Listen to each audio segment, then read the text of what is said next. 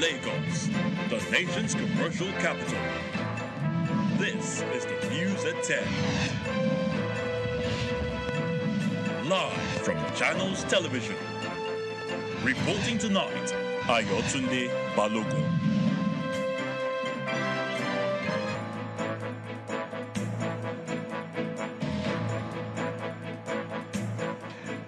Hello and welcome. Tonight, 4 former governors, 7 women make the list of 28 ministerial nominees sent to the Senate for confirmation by the President, beating the constitutional deadline for submission of the list. FCT High Court strikes out application by the Department of State Services seeking to detain the suspended Central Bank Governor Gordon Emefiele for 14 more days. Former Secretary General of the Commonwealth, Chief Emeka Anyako, calls for strengthening of Nigeria's border in the aftermath of the coup d'etat in Niger Republic. And Niger Republic Army Command declares support for the coup by soldiers of the Presidential Guard, says its priority is to avoid destabilizing the country. On business news tonight, Corporate Affairs Commission set to list 100,000 registered companies from its database for not publishing returns to the government. On sports news tonight, coach Randy Wardrum wants the Super Falcons to do more after the team stunned co-host Australia 3-2 in one of the biggest shocks of the Women's World Cup so far. From Abuja, the nation's capital, the United Nations describes the living conditions of internally displaced persons in Benue State as the worst in Nigeria and the world.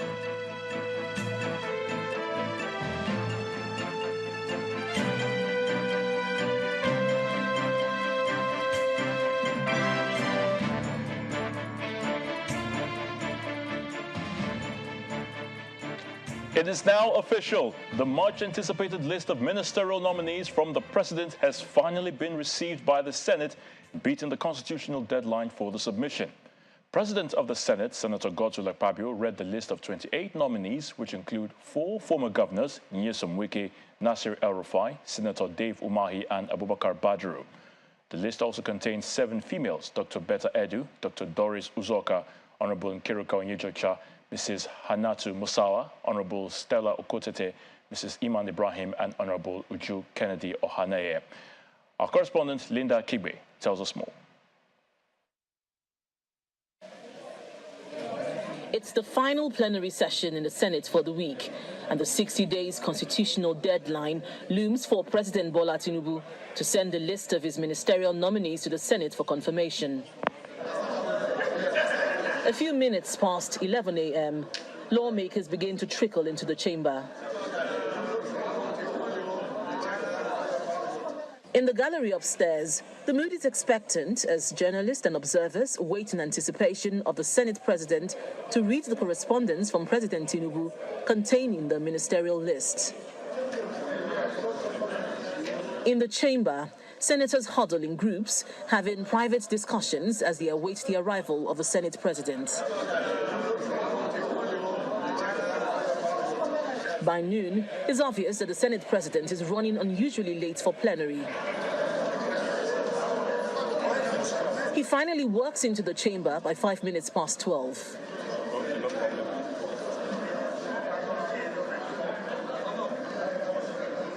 A few minutes into plenary, the Senate Majority Leader calls for an executive session. Nearly 30 minutes later, the executive session ends. The Senate Leader thereafter asks the upper chamber to suspend its rules to allow President Tinubu's Chief of Staff entry into the chamber. Former Speaker of the House of Representatives, Right Honorable Femi Gbajabiamila, be admitted into chamber to deliver, and being specific, it is the ministerial list from Mr. President. Thank you, sir. I so move.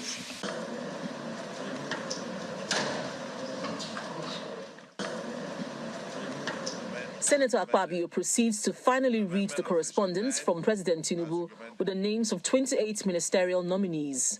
Prominent on the list are 4 former governors, Nyesom Wike, Nasir El-Rufai, Dave Umahi, and Badaru Abubakar.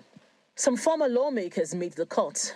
namely Senators Abubakar Kyari, John Eno, Sani Danladi, Honorable Ekperikwe Ekpo, and Honorable Olubumi Ojo.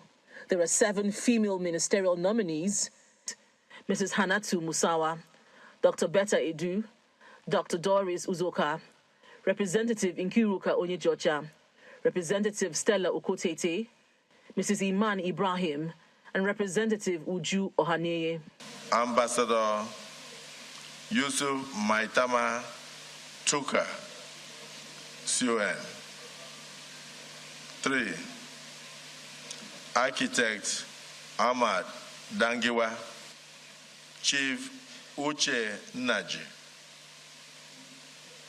Mr. Bello Muhammad Goronyo,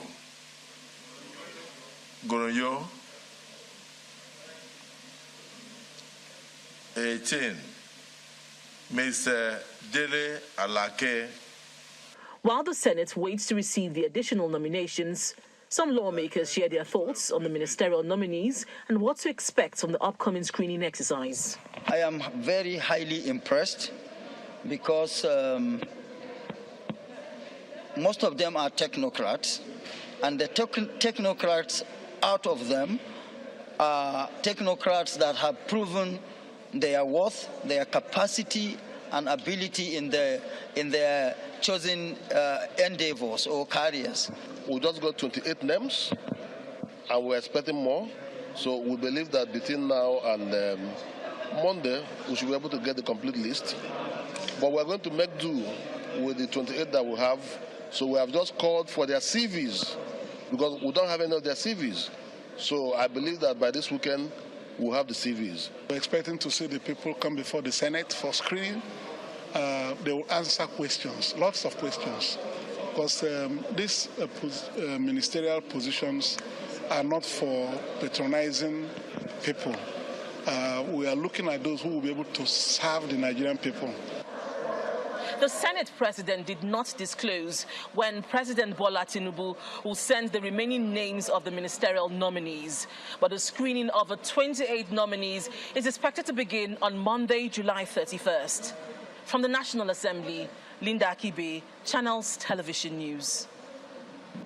Meanwhile, in the lower chamber of the National Assembly, the Speaker of the House of Representatives, Honorable Tajuddin Abbas, has unveiled the chairmen of the 134 standing committees of the House. Before reading out the names of the chairmen and their deputies, the Speaker urged them to see their responsibilities as national assignments for the growth and development of the country, as Nigerians expect a lot from them. He later announced the adjournment of the House for 6 weeks. Appropriation Committee, we have Honorable Abubakar Bichi as the chairman, Honorable Idu Igarwe, PDP Ebonyi, as his deputy. Constitutional Review, Honorable Benjamin Kalu,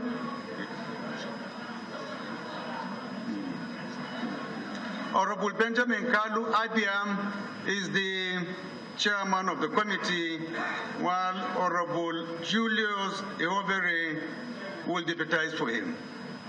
Committee on Works, we have Honorable Akin Alabi as the chairman, while Honorable Architect Usman Banye as his deputy. Niger Delta Development Commission, NDDC, we have Honorable Ibori Suenu as the chair, while Honorable Jafuru Leko will be the deputy. Committee on Finance, we have Honorable James Faleke as the chairman, while Honorable Seydu Musa Abdullahi as the deputy. Ecological Funds, we have Honorable Aminu Jaji as the chairman, while Honorable Oyedeji Najimdin Oyeshina as the deputy. Federal Capital Territory Committee, we have Honorable Mukhtar Betera as the chairman, while Honorable Chinedu Imeka Martins as the deputy. To political matters, the immediate past governor of Kano State, Mr. Abdullahi Ganduje, says he will reform the ruling party in line with the nation's current realities. The former governor stated this in Abuja while playing host to members of the National Integrated Movement and APC support group ahead of the official announcement of his appointment as the national chairman for the All Progressives Congress. Mr. Ganduje also expressed disappointment with the resignation of Mr. Salihu Lukman as the national vice chairman northwest of the party.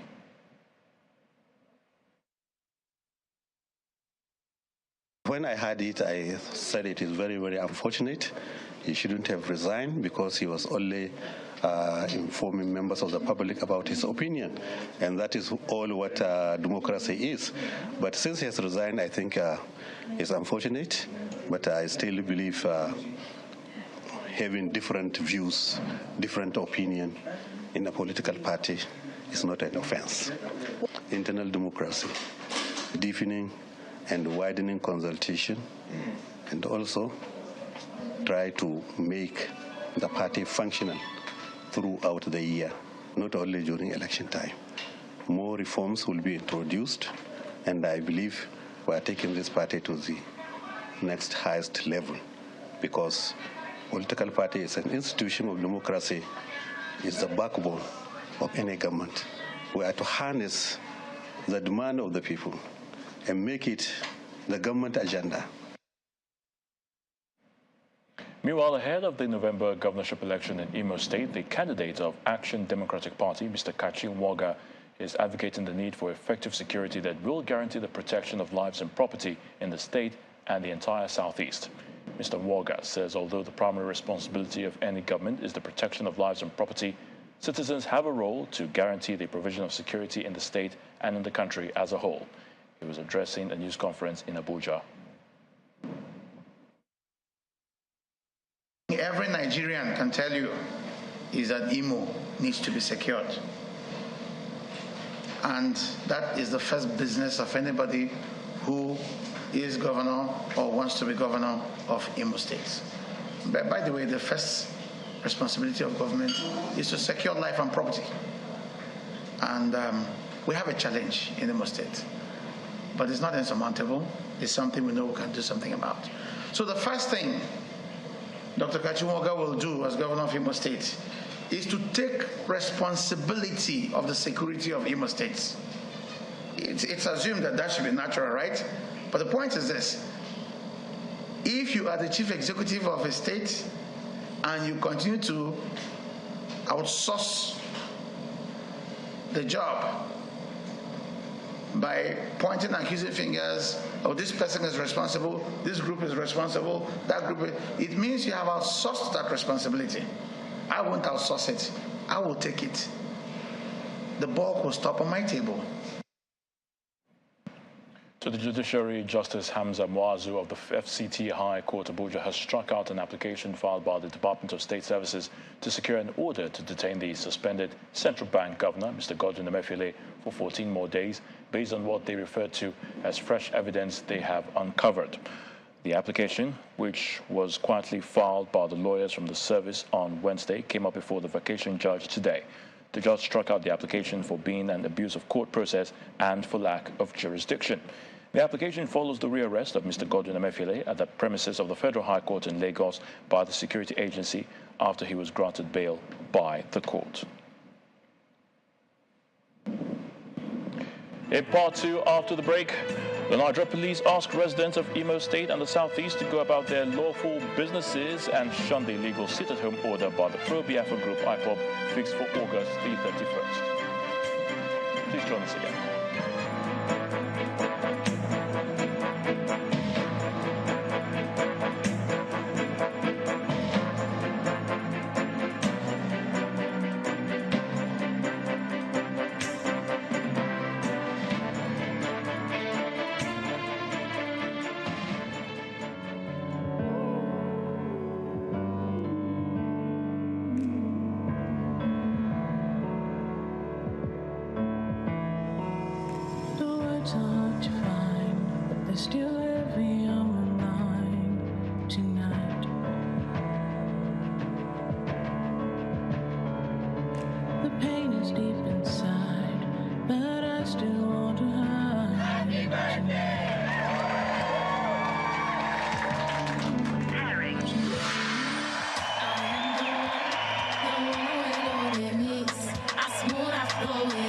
Is this what you really want to do? Yes, Dad.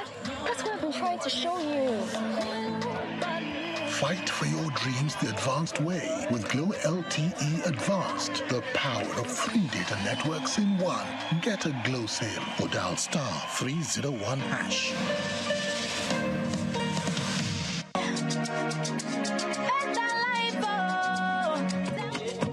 That's right. You too could be one of the 20 Zenith Bank customers that will win 150,000 Naira every 2 weeks from June 1st, 2023 until May 31st, 2024 in the Zenith Better Life Promo 3.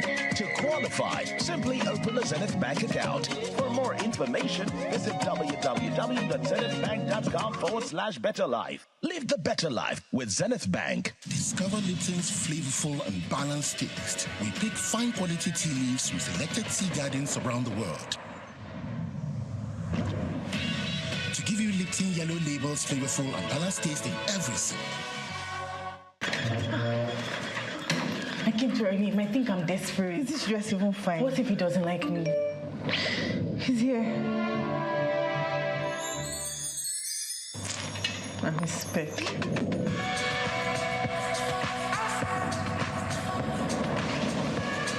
Joe? Same Joe. Same Joe, minor differences. Same Joe, minor differences?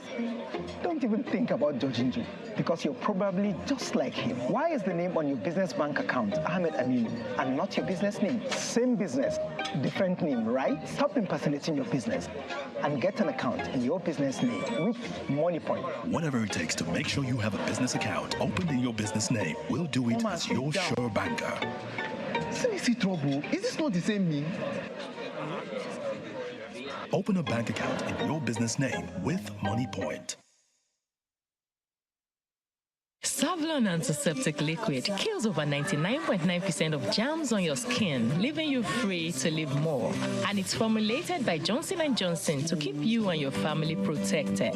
Savlon, love the feeling. Ovieme. Oh, I wish you were here. I'm always with you. But it's not the same without you.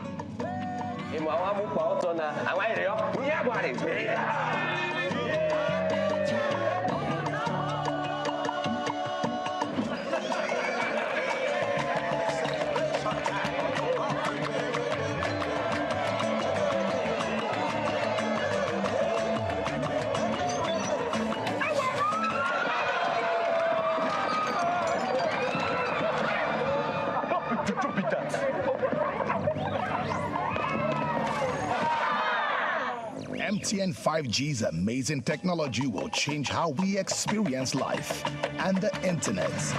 Get ready to encounter the incredible. And remember, no be juju, na MTN 5G.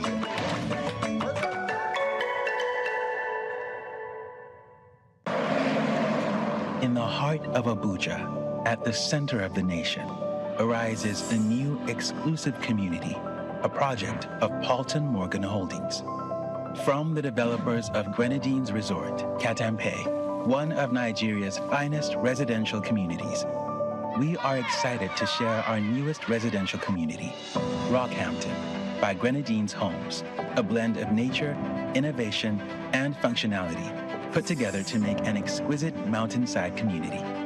Situated in Katampe Extension, with easy access to town, proximity to major landmarks, and other recreational facilities like the IBB Golf Course, Rockhampton offers investors an opportunity to get high returns on their real estate investments.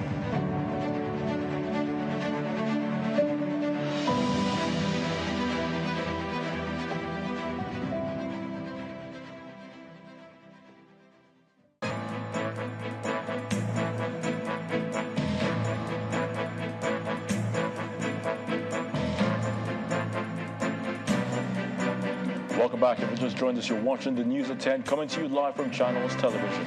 A reminder of our top stories. 4 former governors, 7 women make the list of 28 ministerial nominees sent to the Senate for confirmation by the President, beating the constitutional deadline for submission of the list. FCT High Court strikes out application by the Department of State Services seeking to detain the suspended Central Bank Governor Godwin Emefiele for 14 more days. Former Secretary General of the Commonwealth, Chief Emeka Anyaoku, calls for the strengthening of Nigeria's border in the aftermath of the coup d'etat in Niger Republic. And Niger Republic Army Command declares support for coup by soldiers of the Presidential Guard, says its priority is to avoid destabilizing the country.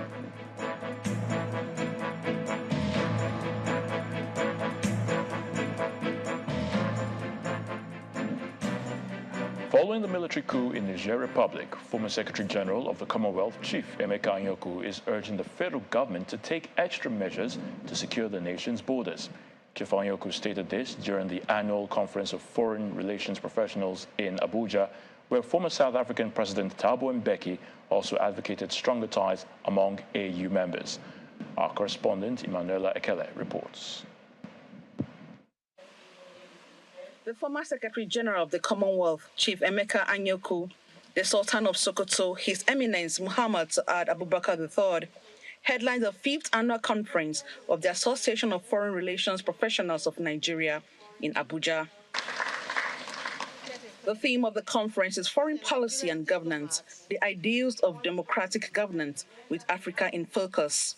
At this junction of our democratic trajectory and rapid advancement of globalization, our government cannot afford to neglect the training of the relations of production at our national frontiers.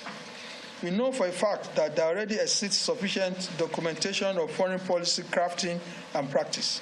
The recent expert codification of our foreign policy trust is a testimony to this fact. What is missing now is the strategy of implementation in a rapidly changing global environment. Former South African President, Mr. Thabo Mbeki, is a special guest of honor, and he joins virtually to deliver the keynote address. He wants the African Union to do more to resolve the conflicts in Africa. The vitally important goals of peace, progress, and development will not be achieved solely on the basis of the spread of democratic governance on our continent. In this regard, let us start with that matter of peace and security. Mr. Mbeki also wants African leaders to strengthen the security structure on the continent. Speaking of ending conflict and therefore achieving peace and security within the African states, where conflict has broken out precisely because of the absence of systems of democratic governance.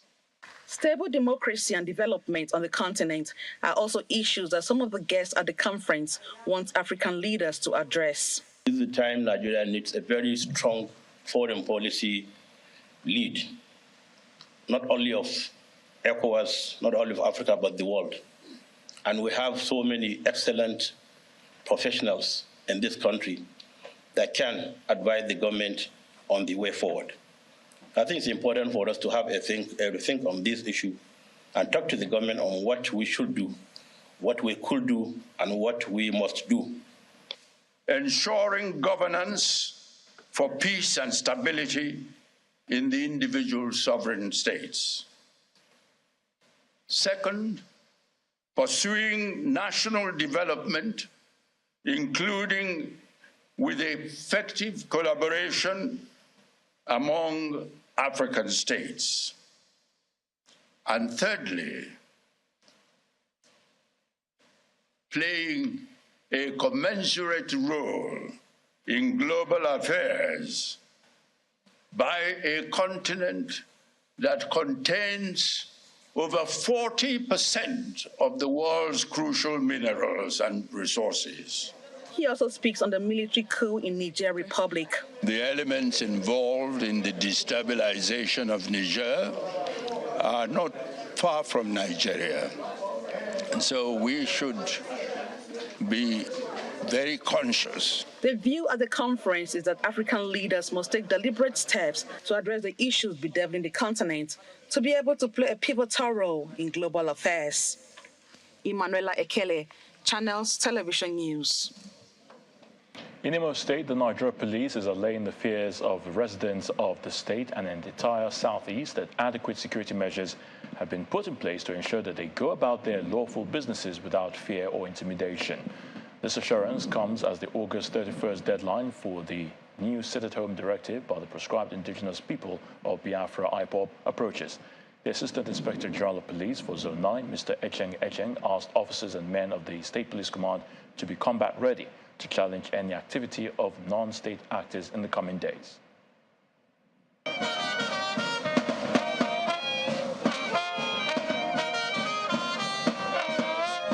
Officers and men of the Imo State Police Command are on ground to receive the new Assistant Inspector General of Police in charge of Zone 9, Mr. Echeng, as he visits the State Command for the first time since assuming office as AIG.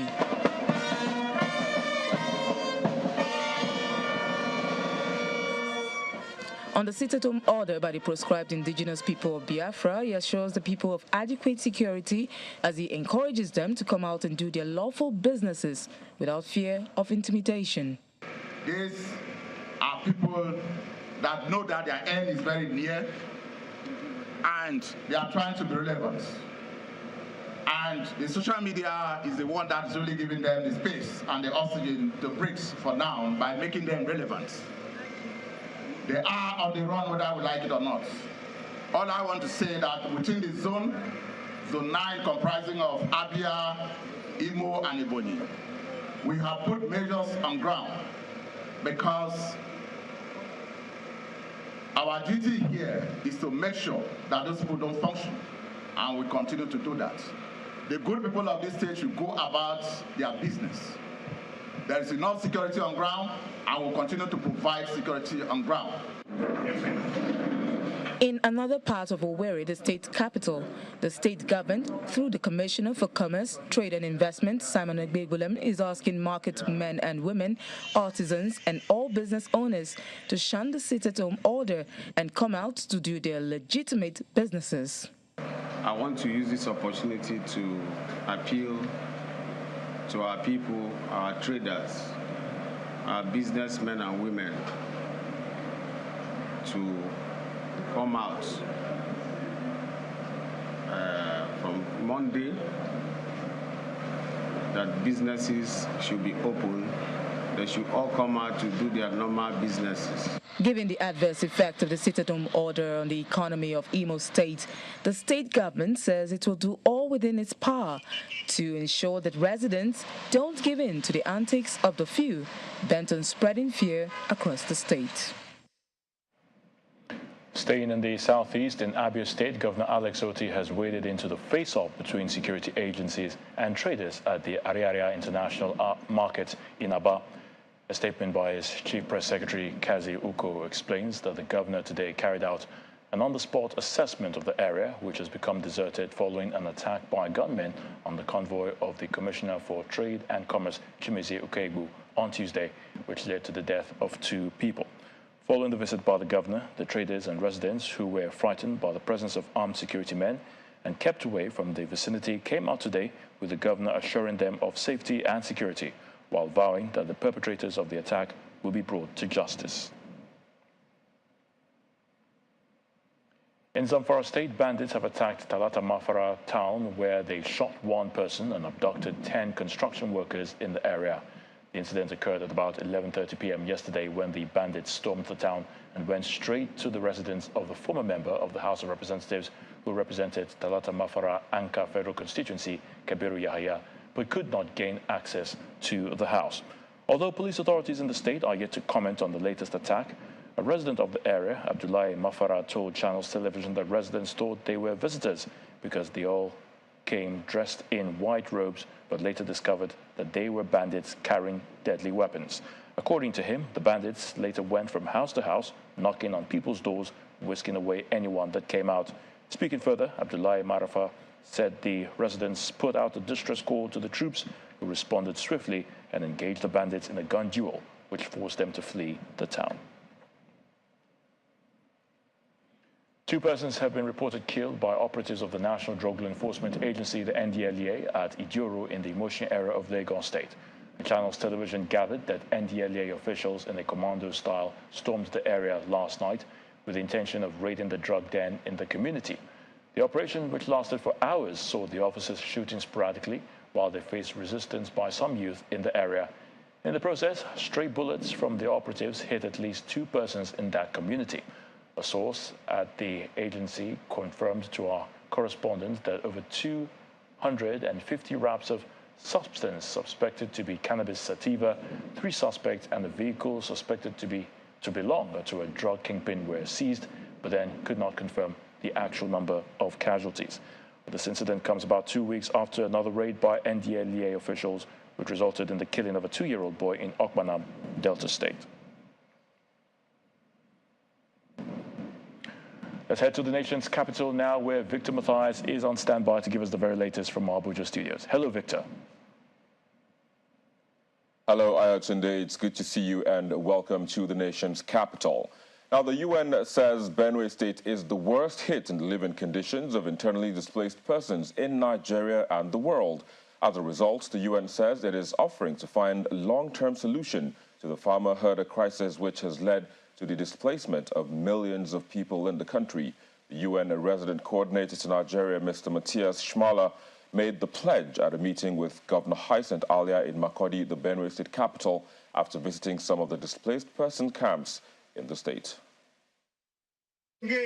Over 2 million persons have been displaced by the farmer-herder clashes from Logo through Buruku, Taka, Guma, Makurdi, Gwe West, and Agatu into different IDP camps.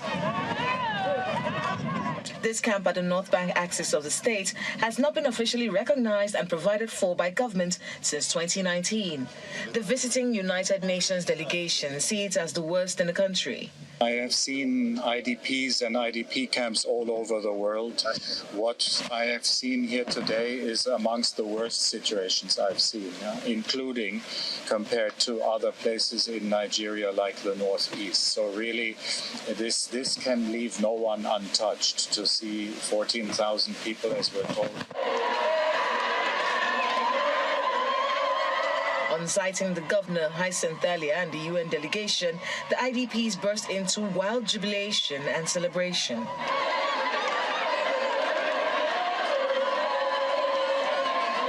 The visitors toured the shanties used by the IDPs as shelter in the last 4 years. Governor Alia, who's obviously pained by their living conditions, orders immediate provision of water and sanitation services. He also welcomed help from the United Nations. No schools, and you just see the number of children that are roaming around, in their hundreds. There's no water. There are no toilet facilities. So it's like just sitting on a time bomb. For infectious diseases to have an outbreak. After visiting Mbawa and Okuyam IDP camps, the team heads into a meeting with Governor Alia at the government house, where it expresses concern about the humanitarian crisis in Benue. Just now, when I visited some of the so-called IDP camps last year, and you just mentioned you're discovering new ones, there are numerous, I'm told over 100. There are obvious humanitarian needs to link to that. I said last year that some of the conditions I witnessed in the so-called IDP camps were worse than what I saw in Borno in terms of IDPs. So there are obvious humanitarian needs, and we are ready to assist you in meeting those if we can and if you want. He follows up with an offer for a long-term solution to address the cause of the conflict. Was made very aware of the challenges around what many people refer to as the farmer-herder conflicts that are not only happening here in Benue State, but across the region and other states. So, as I have shared with you, the UN was originally established to be an institution that contributes to peacemaking and upholds global values around peace. So our offer is to support you, if you want, in addressing the root causes of the violence and the conflicts that you're seeing. Governor Alia wholly welcomed the United Nations offer and directs all relevant agencies to cooperate with the UN systems to ensure the resettlement of Benue IDPs becomes a reality. And outside the shores of the country, the Vice President, Senator Kashim Shettima, has restated the determination of the Tinubu administration to revive the aluminum smelter company of Nigeria, Alscan. Senator Shettima stated this today at a meeting with the management of Russian aluminum company UC Russell and other stakeholders in the project on the sideline of the ongoing Russia-Africa Summit in St. Petersburg, Russia. According to a statement from the Vice President's office, Vice President Shettima joined other African leaders at the Russia-Africa Economic and Humanitarian Forum declared open by Russian President Vladimir Putin. According to the statement, President Putin noted in his opening remarks that the potential for trade and economic cooperation between Russia and African countries is much higher than the trade turnover of US $18 billion seen in 2022. Now, public hospitals in the Federal Capital Territory are feeling the absence of residents who are on industrial action to press home their demand. A visit to some of the health facilities shows how the hospitals are coping in the absence of the doctors who are considered a critical part of the workforce in most of the facilities. Meanwhile, the president of the Nigerian Association of Resident Doctors, Dr. Emeka Oji, maintains that there is no going back on the strike. Our correspondent, Benny Ark, reports. It's the second day of the industrial action by the Nigerian Association of Resident Doctors, and the National Hospital in the Federal Capital Territory is in full operation. Workers are attending to patients, albeit without the required assistance of resident doctors, who form the bulk of their workforce. Our clinics are running because the consultants are there, which you can confirm as I talk to you. The laboratory, the nurses are on ground to also do their work. But we should note that the resident doctors are bulk of doctors in the hospital. Definitely we have a gap. Can confirm that there will be a gap in terms of they support the consultants who they are seniors and they are not on ground to do that. The striking doctors are demanding the implementation of the one-for-one replacement policy for healthcare workers, the immediate payment of all salary arrears, and the implementation of the consolidated medical salary structure.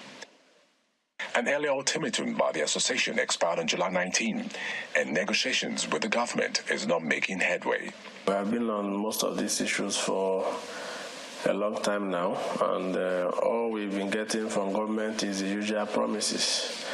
But this time around, our members feel that these issues have been prolonged and already is leading to death of our members and making them to break down because of the enormous work they are expected to do. The president of the association also speaks on the best way to resolve this situation.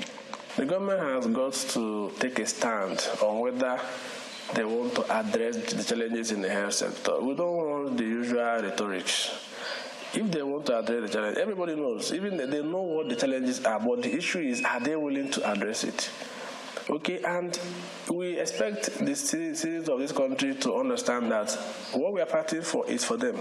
Politicians will always have their way. If they need health care services, they can go, they have the means and the resources to get it anywhere outside the country. The nationwide strike is capable of impacting negatively on healthcare delivery, as most hospitals depend largely on the services of the resident doctors. It is hoped that the federal government will resolve the issues with immediate effect, so as to reduce the burden and brain drain already being experienced in the sector. Benny Ark, Channels Television News. Now, a coalition of civil society organizations and political parties are calling on the Nigeria Labour Congress to shelve its planned nationwide strike, saying such will compound the problems of Nigerians. The national coordinator of the coalition, Mrs. Lillian Ogbole, says the oil subsidy regime can no longer be sustained as it constitutes a source of monumental corruption and a clog in the wheel of the nation's progress in the last 45 years. She was addressing a news conference in Abuja. And that's it from the nation's capital. The news at 10 continues from Lagos with Ayatunde. Many thanks, Victor. Call it leading by example, and you may not be wrong. Governor Sani of Kano State has cut down his monthly salary by 50%, with a call on all public officers to take steps and cut the cost of governance in the face of the present economic realities in the country. The governor announced the pay cut during the swearing-in of newly appointed commissioners at Government House in Kaduna. He said that the 50% from his salary will be channeled to a trust fund to help support the poor and vulnerable persons in the state. Our people-centered administration will not rest until we positively impact on the lives of the poor, underserved, voiceless, and vulnerable in our state. Consequently, our administration will establish a trust fund for the poor and vulnerable in Benue State. The trust fund will cater for the needs of the poor, underserved, and vulnerable in Kaduna State. A committee will be set up to develop a framework for the establishment of the trust fund. I will donate 50% of my salary to the trust fund for the next 2 years.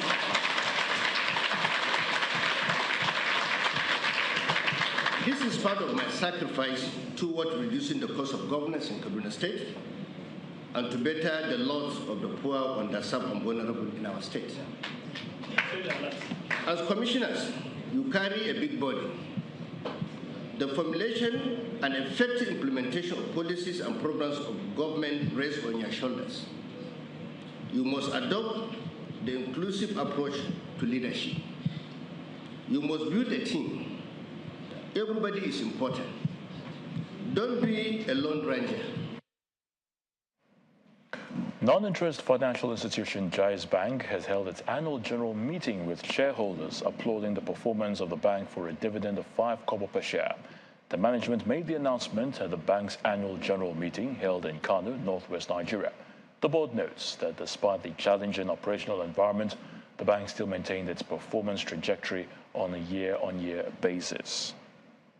The annual general meeting of the pioneer non-interest bank in Nigeria, Jais Bank, starts on a pleasant note as board members, shareholders and staff settle down to the business of the day. The Chief Executive Office and his team present the 2022 annual report and accounts alongside the declaration of dividends for shareholders. The management attributes the success to the use of technology into its operation, among other innovations.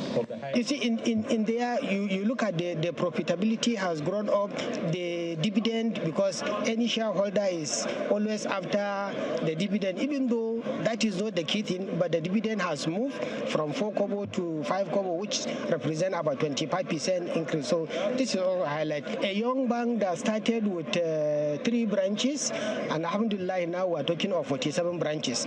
The bank is promising to do more despite the economic situation. Under the certain circumstances of the country, they have raised questions, and we have answered them, and we have listened to them. And we're going to go back to the drawing board, and to see how we can be able to do much better.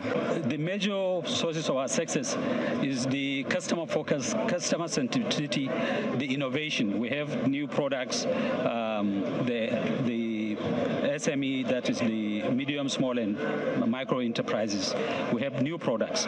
We have products for women development, and we also are investing a lot in the digitization. Shareholders also give their assessment of the bank's performance.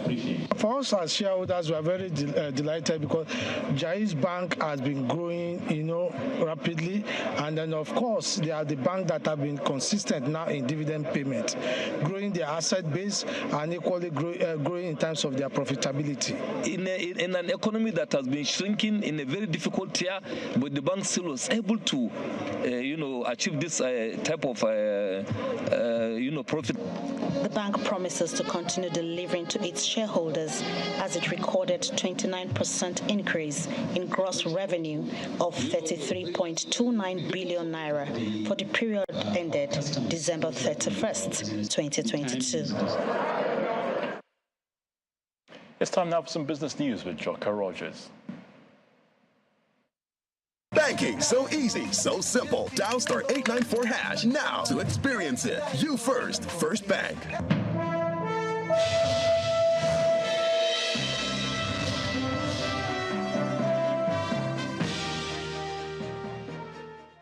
Thank Thank you, Ayotunde. The Corporate Affairs Commission is threatening to deregister up to 100,000 companies from its database.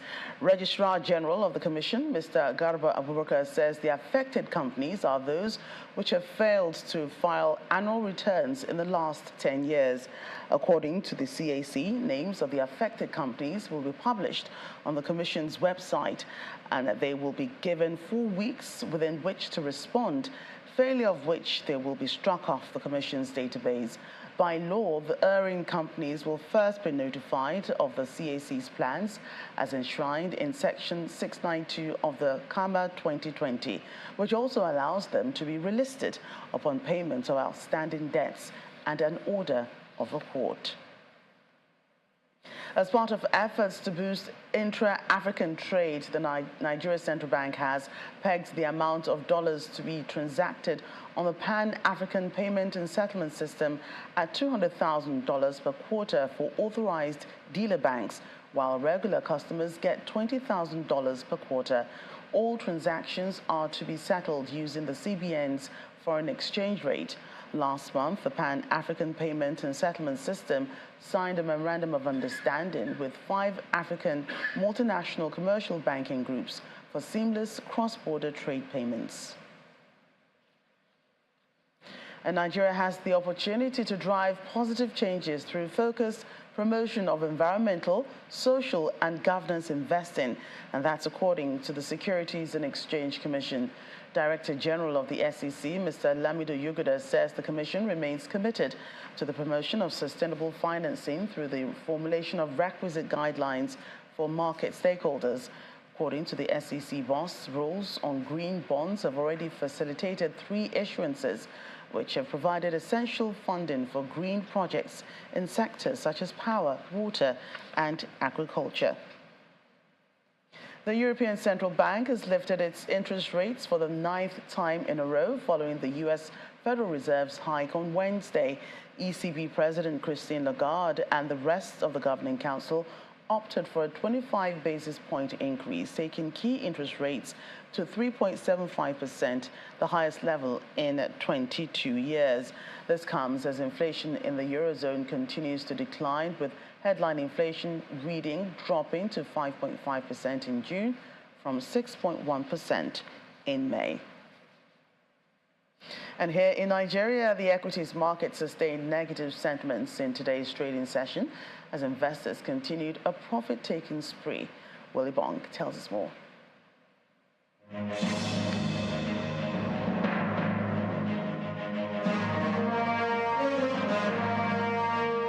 Welcome to the Stock Market Report. It's another day for fast money traders at the NGX. We're still seeing that persistent sell-offs in Cadbury and Unilever, as well as profit-taking in other large caps. And this was put further pressure on the all share, and that's why we're seeing this 0.31% downtrend here. I guess we're beginning to see that reaction from the rate hike by the central bank on Tuesday. Now, if we look at the banking sector, we see the banking counter made a recovery, although it was marginal. This is thanks to gains in Access Holdings. Consumer goods, however, took a beating today, and this we say from the great fall we saw in Cadbury and Unilever. PZ Cousins also dragged that counter down, while Total Energies, O&O, and Turner propped up the oil and gas index. And the oil and gas index, I must say, is still going strong despite the suspension in Aldova and also its voluntary delisting from the NGX yesterday. And moving on, we see Lasaco. Let's see gainers. Lasaco from the insurance sector emerged top gainer today. It was up 10% to close at 2.09 kobo, while we see Japan's gold share price depreciating today by 9.91%, close at 1 naira. It's the penultimate trading day tomorrow for the month of July before August. Let's see if the bull still has the muscle to battle. And that's the Stock Market Report. I'm Will Ibong.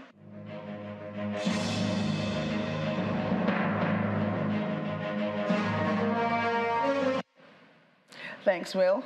More market news. Let's see how the major stock markets around the world performed today.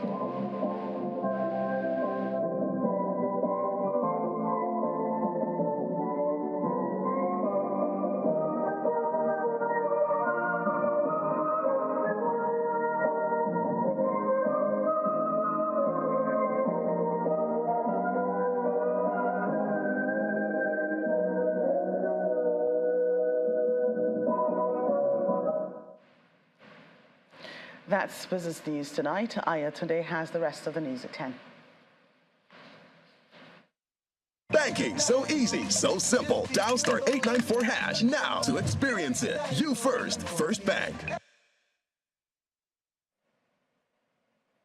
Thank you, Joke. Niger's President Mohamed Bazoum is defiant amid pro-coup rallies as he vows to protect the country's hard-won democratic gains. This comes as the army command throws its weight behind the coup. Here's Simon Pusey with more on this and other international stories in Around the World in 5. Good evening and welcome to the channel's studios here in London with your international news around the world in 5. Niger's army command has declared its support for a coup carried out the previous day by soldiers of the Presidential Guard, saying its priority was to avoid destabilizing the country.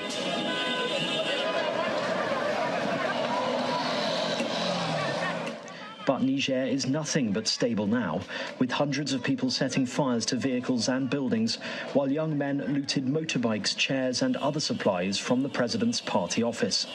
Earlier, President Mohamed Bazoum had issued a defiant message on Twitter saying the hard-won achievements will be safeguarded. Trouble began early on Wednesday when troops from the Presidential Guard took him captive. His foreign minister has said the takeover does not have the backing of the whole military, but the army chief has now said he backs the junta.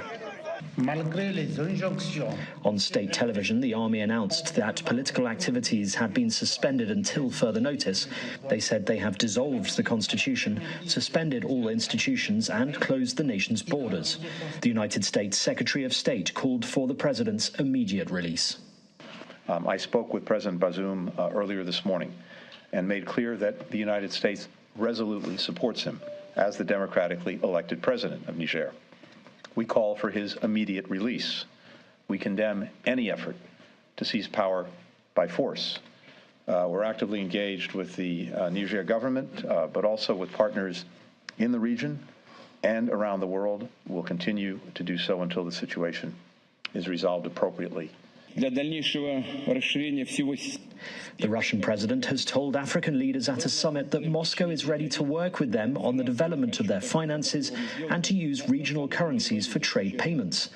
In a speech at the summit, Vladimir Putin said Russia was interested in deepening ties with the continent and was confident it could radically increase trade. He also said that Russia was counting on the African Union obtaining full membership of the group of 20 nations, comprising most of the world's largest economies in September. Meanwhile, North Korea's leader Kim Jong-un has shown off the country's latest weapons to Russia's defense minister Sergei Shoigu. Pyongyang invited the Russian delegation led by Shoigu as well as Chinese officials. They attended Pyongyang's celebrations of the 70th anniversary of the Korean War armistice, marked typically by massive military parades. The nuclear-capable missiles were banned under UN Security Council resolutions adopted with Russian and Chinese support. Shoigu is making the first visit by a Russian defense minister to North Korea since the fall of the Soviet Union. Evacuation orders have been issued for areas close to 2 central Greek cities threatened by new outbreaks of wildfires. Citizens in areas around Volos and Lamia have been told to move to safety as the country remains in the grip of a severe heatwave. Meanwhile, fires continue to rage on the islands of Rhodes, Corfu and Evia. Wildfires have also raged in Syria's coastal region amid high temperatures affecting many countries around the Mediterranean. Video released by Syria's agricultural ministry shows blazes in the countryside around the port city of Latakia. Scientists say July is virtually certain to be the world's warmest month on record. The month has been so hot worldwide that researchers are confident the 2019 record will be broken. Heat waves in Europe and the US, as well as the hottest day ever globally earlier this month, have sparked fresh warnings about climate change. We're now seeing El Niño conditions being established in the Pacific, and El Niño and climate change will likely combine to fuel global temperature increases, and we anticipate we'll see the warmest year on record sometime in the next 5 years. And 50 lucky Harry Styles fans have got to meet a new wax figure of their idol at a special late-night unveiling at Madame Tussauds in London. The singer was dressed in an outfit inspired by the one Styles wore at the My Policeman film premiere in 2022. The waxwork that will stand in the awards party zone took over 10 months to create and is one of 7 wax figures of Harry Styles around the world. And that's your international news around the world in 5. Now back to the channel's studios in Lagos.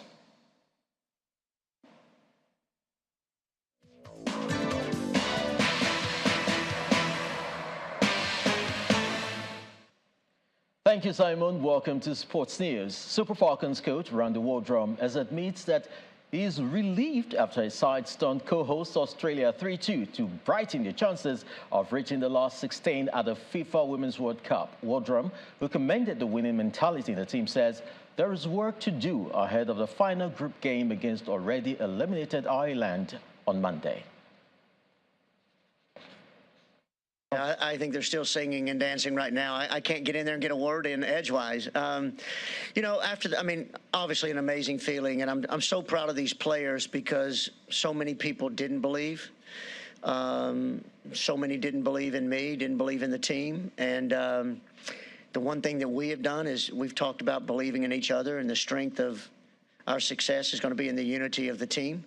And to think that we've come in here and gotten two results out of 2 top teams in the world says a lot to not only our ability, but to just the heart and the competitive desire that the team has. Meanwhile, for the goal scorers, Osinachi Ohale and Asisa Toshola, who got the second and third goal for Nigeria, it was a sweet victory they will live to remember. They shared their excitement with Channels Television after the game in Brisbane. It was crazy. Like, I was struggling to breathe. Like, I couldn't catch my breath.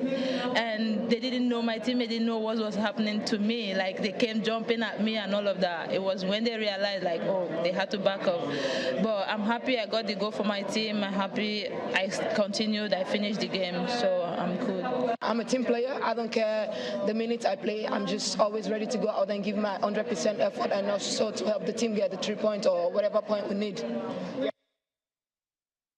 Football action continues on Friday as reigning African champions South Africa will be aiming to bounce back from their opening defeat against Sweden when they face Argentina in Group G at 1 a.m. Group D teams will also be in action in their second group matches.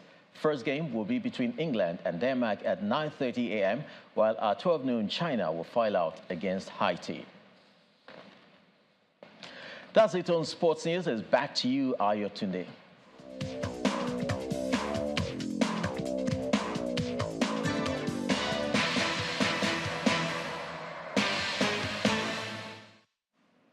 Many thanks, Chris. And the main news again. President Bola Tinubu today submitted the list of 28 ministerial nominees to the Senate for confirmation. The list, which contained 4 former governors and 7 women, among others, was sent to the Red Chamber just before the expiration of the constitutional deadline. The FCT High Court has struck out an application by the Department of State Services seeking to detain the suspended CBN Governor Godwin Emefiele for 14 more days. And the United Nations has described the living conditions. And that's the news at 10. Many thanks for watching. I'm Ayotunde Balako from all of us here. Do have a good night.